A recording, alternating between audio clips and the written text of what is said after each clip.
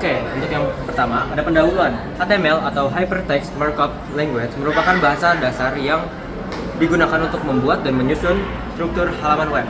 HTML bukanlah bahasa pemrograman seperti JavaScript, Python, melainkan sebuah bahasa markup yang digunakan untuk menandai elemen-elemen dalam sebuah dokumen web agar dapat ditampilkan dengan benar oleh browser.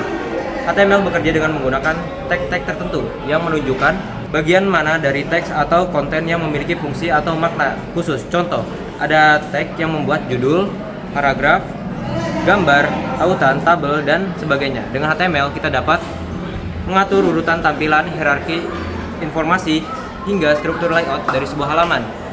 Setiap web, baik yang sederhana maupun yang kompleks, pasti memiliki dasar struktur HTML. Bahkan ketika kita mengakses web atau apapun di internet, secara otomatis browser akan membaca dan merender struktur HTML di balik layar. Belajar HTML merupakan langkah pertama yang paling penting bagi siapapun yang ingin memahami bahasa pemrograman.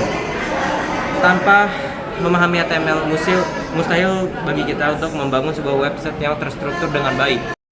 Nah, jadi Hello World itu adalah istilah yang nggak asing bagi orang pemrogram baru.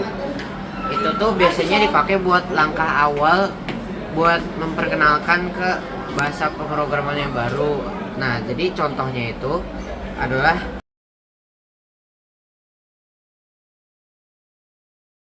3. Code editor. Untuk menuliskan dan mengedit kode HTML, kita memerlukan sebuah alat bantu yang disebut code editor. Secara teknis, kita memang bisa menulis HTML menggunakan text editor biasa seperti Notepad. Namun untuk kenyamanan, efisiensi, dan ketepatan dalam menulis kode, sangat disarankan menggunakan editor yang memang dirancang untuk mengoding HTML. Salah satu editor tersebut adalah Visual Studio Code atau VS Code. Editor ini dikembangkan oleh Microsoft, bersifat gratis, ringan, dan sangat fleksibel. Beberapa keunggulan VS Code yang antara lain adalah syntax highlighting, yaitu memberi warna berbeda pada setiap elemen kode sehingga lebih mudah dibaca dan dipahami.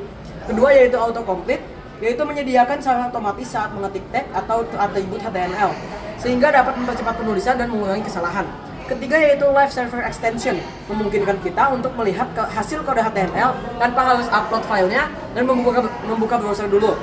Keempat yaitu dukungan lintas bahasa. Selain HTML, VS Code juga mendukung bahasa lain seperti CSS, JavaScript, PHP, dan banyak lagi. Dengan menggunakan code editor seperti VS Code, proses belajar HTML akan menjadi jauh lebih mudah dan menyenangkan. Oke, selanjutnya itu ada tag. Tag adalah komponen yang paling mendasar dalam HTML. HTML menggunakan sistem penandaan atau markup, dan setiap bagian dari dokumen ditandai menggunakan elemen yang disebut tag. Tag biasanya dibuka dan ditutup serta diapit oleh tanda kurung sudut. Nah, struktur dasar sebuah tag adalah sebagai berikut. Tang. Contohnya itu ada di sini. Oke. HTML memiliki banyak jenis tag, masing-masing fungsi tertentu. Berikut adalah beberapa teks dasar yang umumnya digunakan.